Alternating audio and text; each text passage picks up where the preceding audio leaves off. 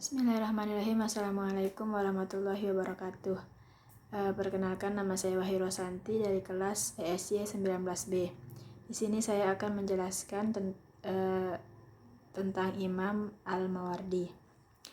Imam Al-Mawardi adalah seorang sosok ilmuwan interdisipliner yang hidup pada masa Bani Umayyah, yaitu pada abad pertengahan, yang telah memberikan kontribusi terhadap konsep-konsep ekonomi syariah.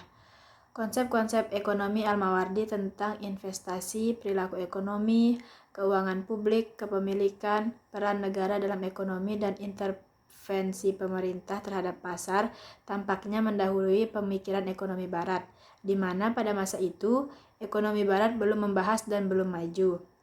Dalam konteks konsep keuangan publik, Al-Mawardi mengemukakan bagaimana sumber penerimaan negara, baik yang berdasarkan wahyu seperti zakat, ghanimah, fai, jizyah, maupun berdasarkan ijtihad khalifah, yaitu kebijakan politik yang sifatnya dinamis seperti hasil pengelolaan sumber daya alam dan pinjaman publik. Sementara pembicaraannya tentang intervensi pemerintah terhadap pasar, ia mengemukakan bahwa pada prinsipnya pasar harus berjalan secara alami dan intervensi pemerintah terhadap pasar dibolehkan untuk mengawasi kecurangan dan kejahatan ekonomi, serta dalam rangka stabilisasi perekonomian. Pemikiran-pemikiran tersebut merupakan konsep ekonomi Al-Mawardi yang mendahului konsep ekonomi konvensional tentang tax of government dan market system.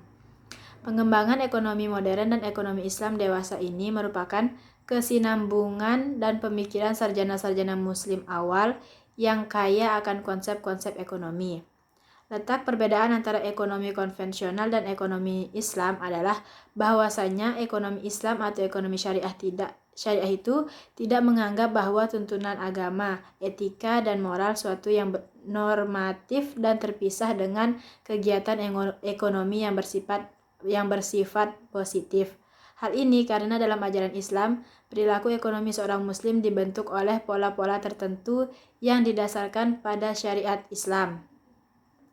Melalui penggalian pemikiran ekonomi Al-Mawardi setidaknya menjadi salah satu bukti bahwasanya ekonomi Islam yang berwawasan syariah diharapkan mampu menjadi solusi persoalan ekonomi di dunia dan khususnya di Indonesia.